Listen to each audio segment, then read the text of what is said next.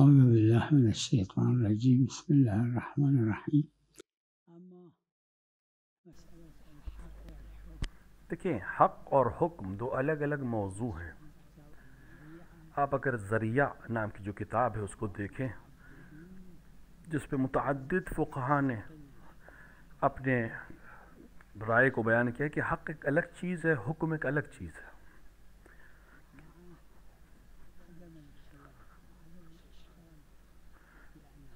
دیکھیں، اس میں کوئی حق حکم جیسا ہی ہے، یعنی خدا ہے جو حق کو حق قرار دے گا، جیسے حکم بھی خدا کر سکتا ہے. اور اسی اعتبار سے شیخ انصاری رضوان اللہ تعالی علیہ نے اجمالی طور پر بحث کی ہے مقاصد محرمہ میں. اس کو اگر آپ دیکھیں اور مقاصد کی جو شرح موجود ہیں اس مفصل ان میں دیکھیں،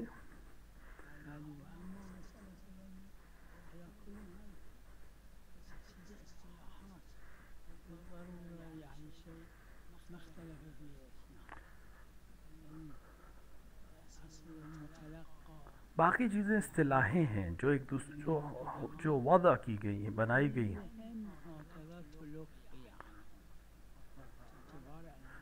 اب ہر اصطلاح کی اپنے ایک معنی ہیں. مثلا سید برجردی نے محقق حلی سے فرمایا کہ معتبر ہے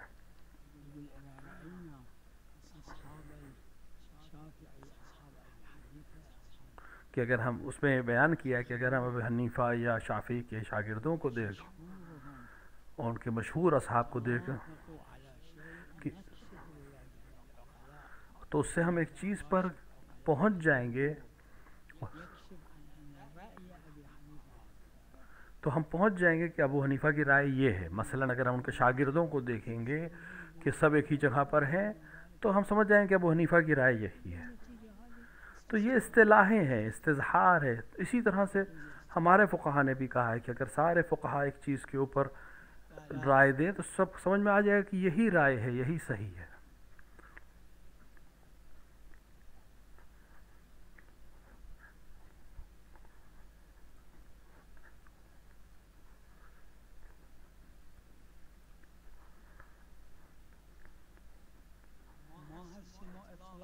ہم ہیں اور دلیل اطلاق ہے.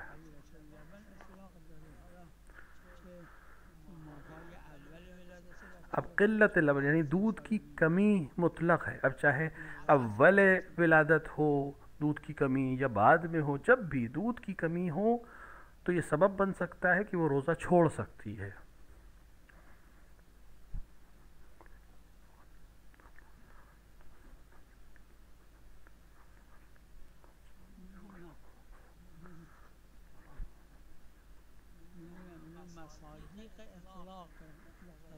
لیکن یہ مصادیق میں سے ہے مطلق حکم کے. صرف ایک بحث ہے. فقہا نے کہا ہے کہ اس وقت ہے کہ روزہ نقصان دہ ہو ماں کے لیے، یہ اجماع ہے. اب یہ دودھ کی کمی ماں کو نقصان نہیں پہنچائے گی، بچے کو نقصان پہنچائے گی. اس میں فقہا میں اختلاف ہے کہ یہ رخصت ہے یہاں پر کہ نہیں.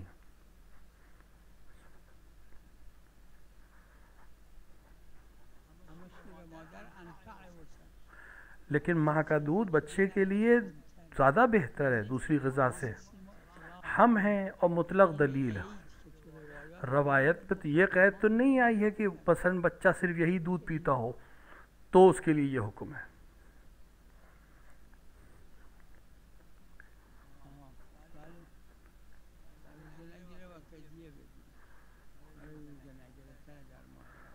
تو یہ روزہ نہیں رکھے گی اور روزہ نہ رکھنے، ماہ رمضان میں روزہ نہ رکھنے کی وجہ سے فدیہ دے گی.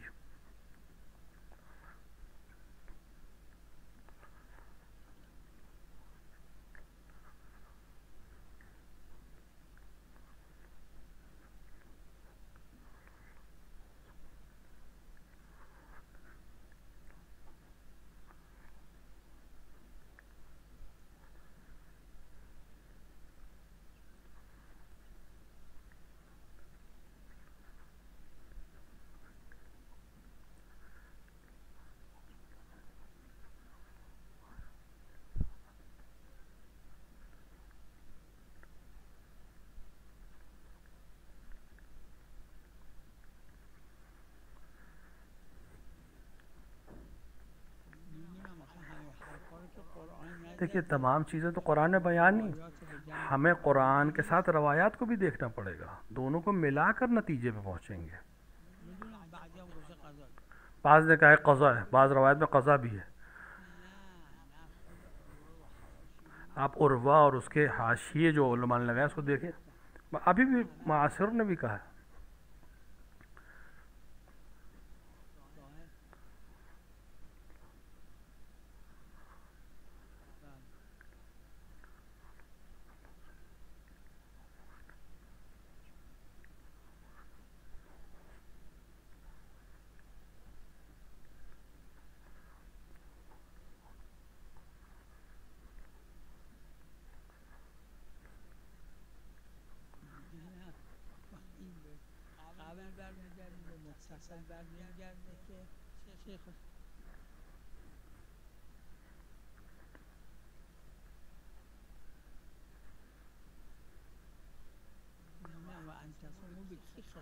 یہ ان تصومو جو آیت میں ہے یہ کس کو خطاب ہے؟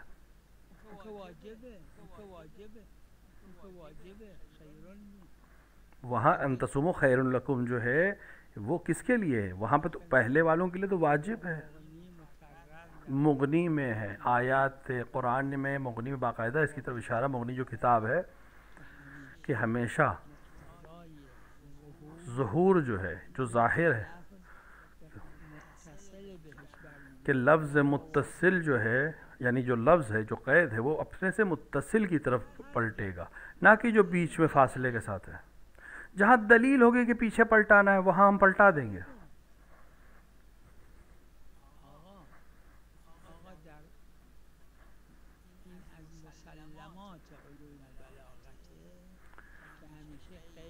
دیکھیے علوم بلاغت کے میں یہ چیز بالکل مسلم ہے کہ جب کوئی قید آتی ہے، کوئی شرط آتی ہے تو اپنے سے متصل لفظ کی طرف جاتی ہے، مگر یہ کہ ہمارے پاس قرینہ ہو۔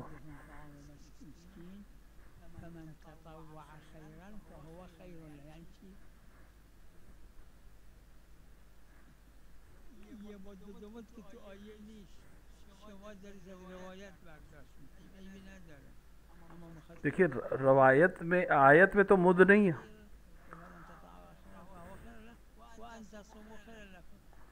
آپ روایت سے استفادہ کر رہے ہیں، کوئی حرج نہیں ہے، لیکن بہرحال ہم ظاہر کی طرف جائیں گے۔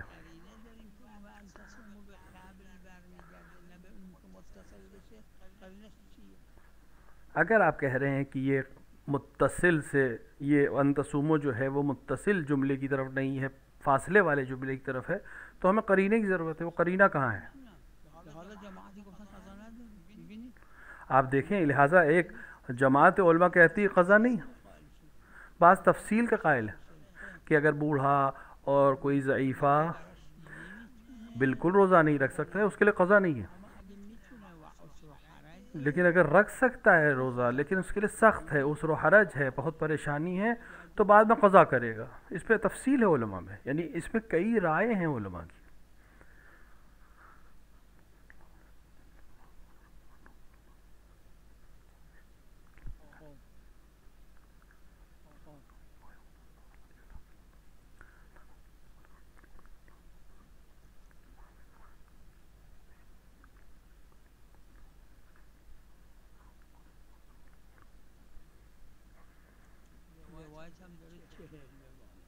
روایت میں بھی ہے کہ 40 سے زیادہ،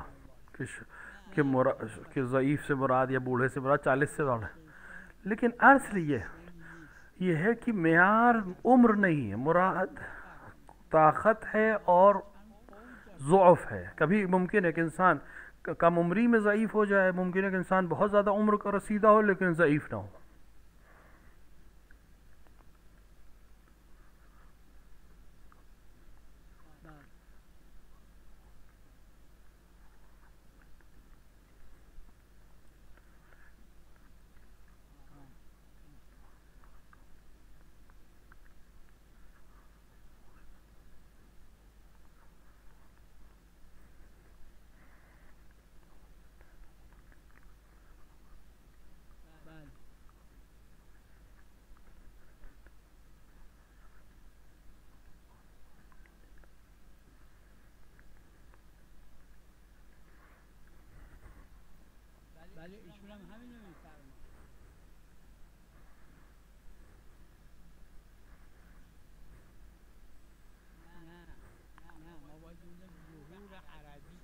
ہمیں دیکھنا پڑے گا کہ عرب زبان میں کیا ظاہر ہوتا ہے اس آیت سے.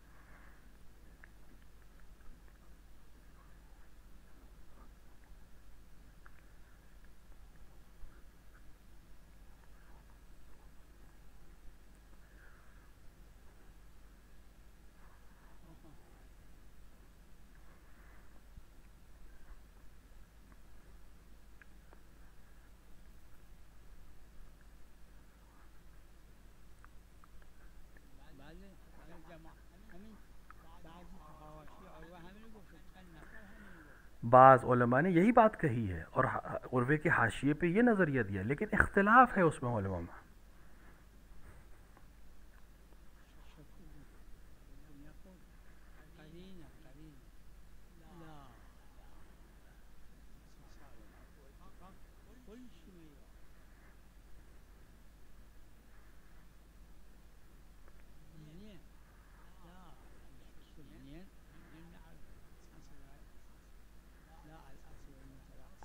اصل متلقہ صحیح ہے جب تسالم نہ ہو یا اجماع نہ ہو.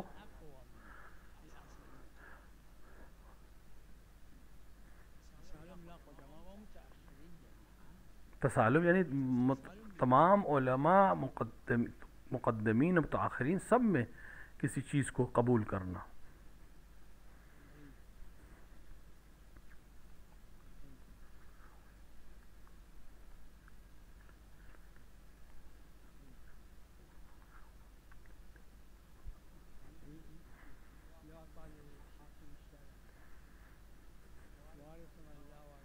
جس کا کوئی وارث نہیں ہے اس کا وارث امام ہے، اور زمان غیبت میں اس کا وارث مرجع تقلید ہے. یہ سب سہم امام ہو جائے گا.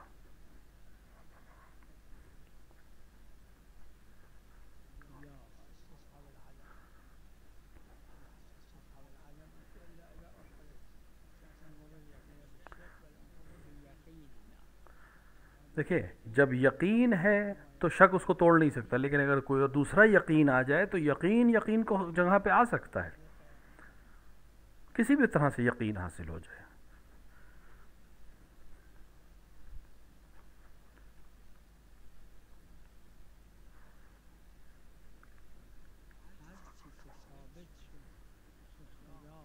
ہر وہ چیز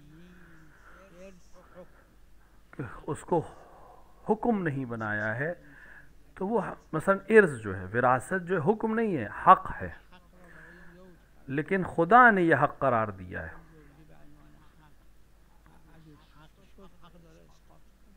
جب حق ہے تو اس کو گرایا جا سکتا ہے، ساقط کیا جا سکتا ہے.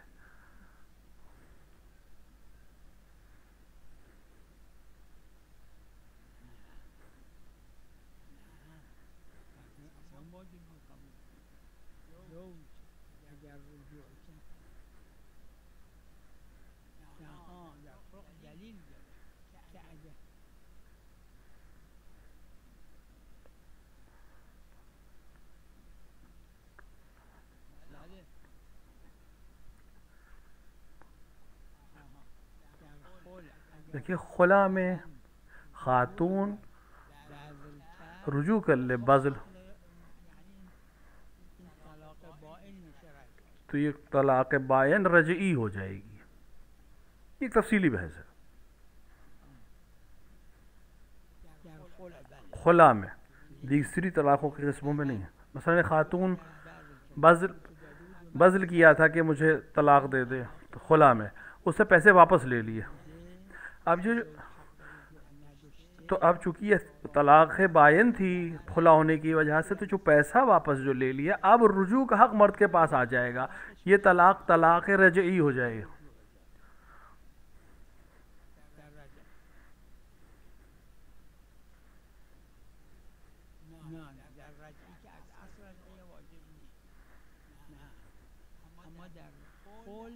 خلا میں جہاں پیسہ خاتون دیتی ہے کہ مجھے طلاق دے دے، لیکن اگر اس سے پیسے واپس لے لیے تو اب حق رجوع مرد کے پاس آ جائے گا، یعنی وہ طلاق کو ختم کر سکتا ہے رجوع کر کے.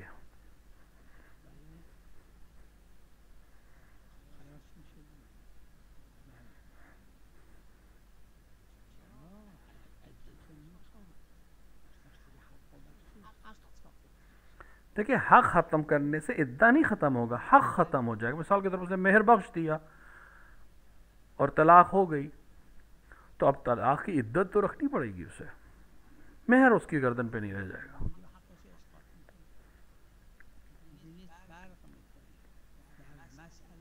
دیکھیں طلاق رجعی میں یہ زوجہ ہے جب تک عدت ختم نہیں ہوئی، لہذا زوج کو حق ہے، شوہر کو حق ہے رجوع کرنے، زوجہ ہے، لہذا اگر مرد نے رجوع کر لی ہے تو وہ زوجہ ہی ہے. اب اس کو دوبارہ زوجہ کو حق نہیں ہے کہ نہ کہے کہ میں نہیں آؤں گی، کیونکہ زوجہ ہی ہے، ابھی بھی زوجہ ہے. کیونکہ تمام احکام اسی کے بنا پر ہے کہ متعلقہ جو رجعی ہے وہ زوجہ کے ہی حکم میں جب تک عدت ختم نہیں ہوتی. عدت جیسی ختم ہوئی وہ آزاد ہو جائے گی.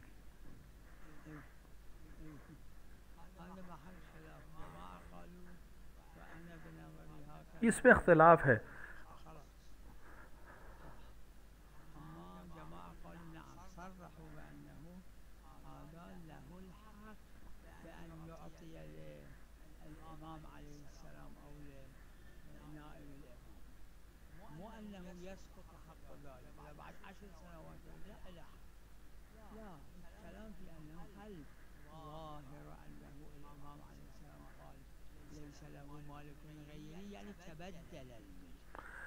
جب امام علیہ الصلوۃ والسلام نے فرما دیا کہ جس کا کوئی وارث نہیں ہے میں وارث ہوں، تو پھر وہ امام کا مال ہو جائے گا، امام اس میں تصرف کریں گے.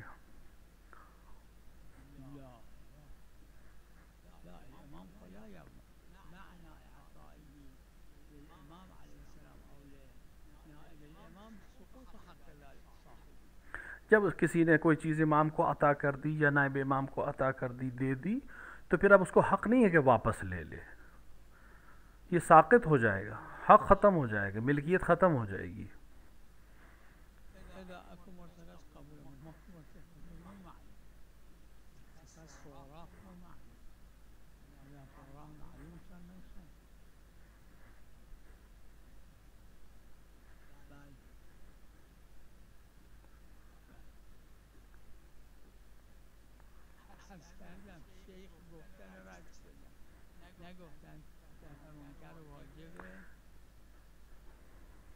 دیکھیں میں نے بھی بیان کیا کہ شیخ نے اس مسئلے کو بیان کیا لیکن گزر گئے، تفصیل نہیں. دیکھیں نہی از منکر یعنی برائی سے روکنا کب ہے واجب؟ دیکھیے جو عظیم گناہ ہیں ان کے اوپر تو سب میں واجب ہے روکنا، لیکن جو غیر عظیم ہے یعنی بہت بڑے نہیں، مثلا ایک شخص ہے ایک نجس پانی کو پینا چاہتا ہے، ابھی پیا نہیں ہے، کیا کیا میرے اوپر واجب ہے اسے روکوں اس پانی سے؟ ابھی اسے پیا بھی نہیں ہے مثلا، ہمیں معلوم نہیں ہے، ہمارے پاس نہیں ہے. بعض نے کہا ہے ہاں مقاصد کی شرح میں اگر دیکھیں بعض نے کہا ہے اس چیز کو، لیکن ہمارے پاس دلیل نہیں ہے.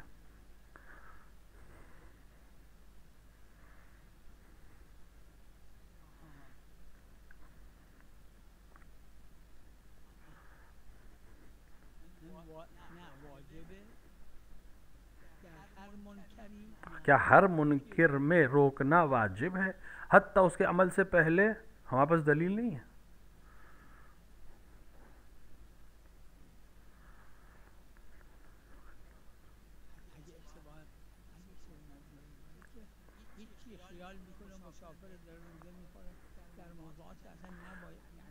موضوعات پہ تو اصلاً ہے ہی نہیں ہمیں بتانا ہے کوئی ضرورت، مگر یہ کہ بہت عظیم کوئی موضوع ہو.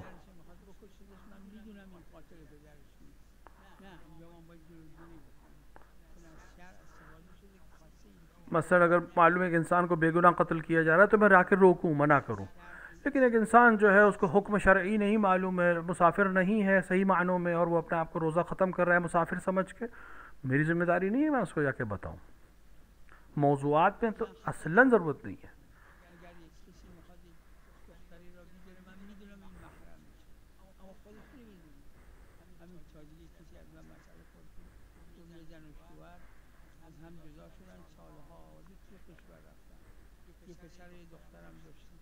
پسره توی شهر دختر توی شهر بزرگ شدن بعد پدر و مادر مردن دختر و پسر به یه شهر قرارتی به هم رسیدن نمیدونستن برادر خواهر هستن میخوان ازدواج کنن حالا کسی واجبه جلوشون رو میگیره چیزی وقتی که موضوع عالی نمیدونه جو موضوعات ہیں جہاں ہمیں معلوم ہے لیکن سامنے والے کو نہیں معلوم ہے، حکم بھی نہیں معلوم ہے، تو وہاں میرے پر واجب نہیں میں جا کے روکوں.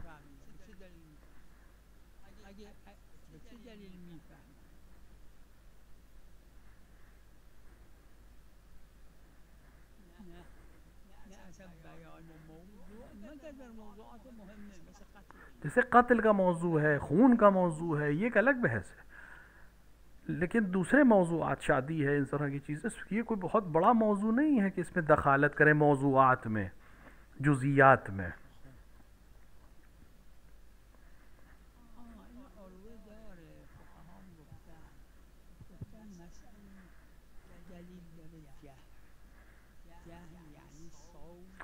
دیکھیں اس مسئلے کو بیان کیا ہے عروہ میں بھی ہے.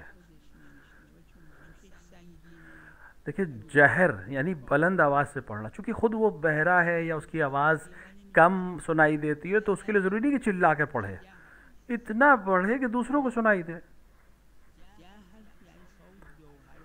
یعنی جہر کا مطلب ہے کہ آواز میں اتنی پختگی ہو کہ سنائی دے، خاموشی نہ ہو.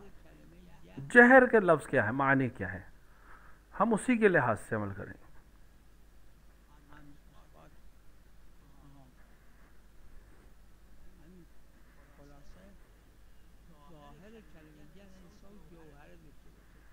دیکھیں ظاہر جہر کا مطلب یہی ہے.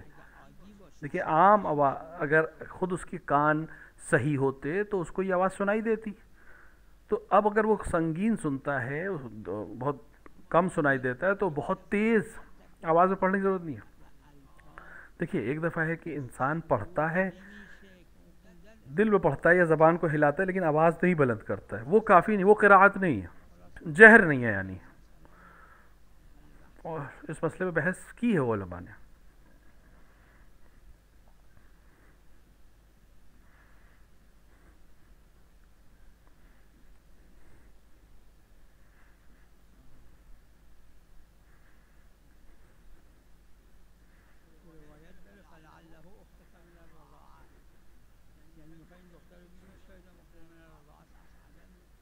مثلا روایت میں ہے کہ اگر کسی کے بارے میں شک ہو کہ یہ میری دودھ کی بہن ہے، یعنی ساتھ میں ایک ہی ماں سے جس سے دودھ پیا ہے اور شک ہے، تو پھر فحص کی اور تحقیق کی ضرورت نہیں ہے، کیونکہ روایت ہمارے پاس ہے. ان چیزوں میں بہت تحقیق کو منع کیا ہے شریعت نے.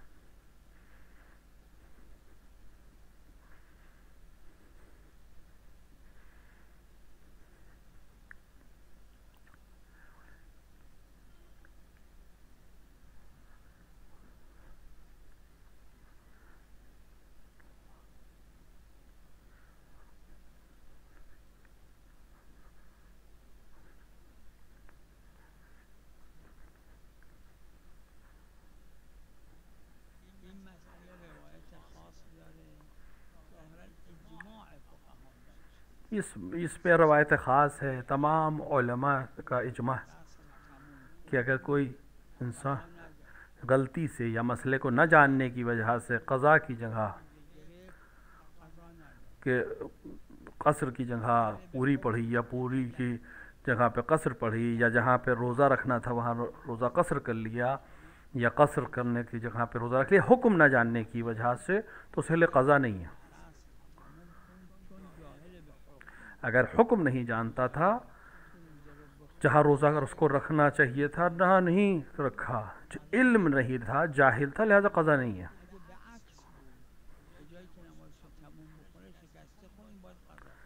لیکن اگر مثال کے طور پہ نماز پوری پڑھنی چاہیے تھی، وہاں قصر پڑھی تو وہاں قضا ہے.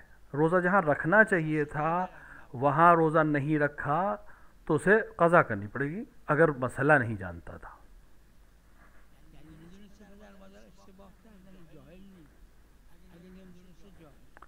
اگر علم نہیں ہے تو جاہل ہے، حکم کا جاہل ہے، حکم نہیں جانتا ہے.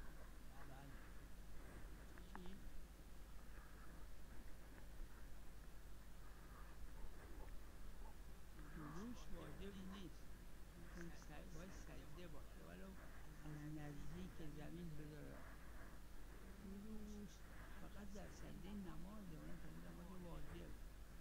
دیکھیے نماز واجب کا جو سجدہ ہے اس میں جلسہ استراحت یعنی جو بیچ میں بیٹھنے کا حکم ہے وہ ضروری ہے، لیکن باقی جگہوں پہ ضروری نہیں ہے. اگه تو سجود خودش کسی آیه سجده خون و این شنید آیا واجب پیشانی که برداره دوباره بذاره بعدی گفتن بله جماعت هم گفتن نه. مثلا کوئی انسان سجدے میں ہو آئے سجدہ بھی سن لے، کیا ضروری ہے کہ سر اٹھا کے پھر سے سجدے میں جائے؟ بعض علماء نے کہا ہاں، لیکن بعض نے کہا نہیں ضرورت نہیں ہے. اسجد صحیح نہیں ہے لیکن ساجد ہے کافی ہے.